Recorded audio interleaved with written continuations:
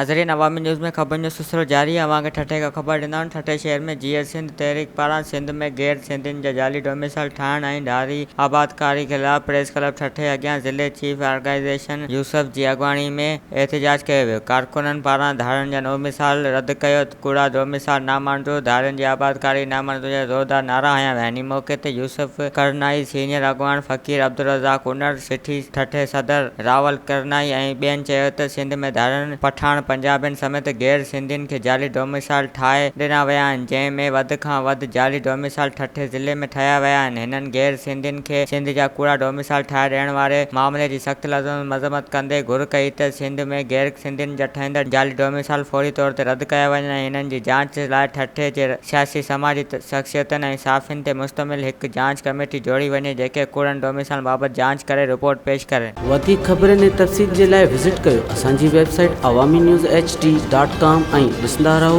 Awami news HD।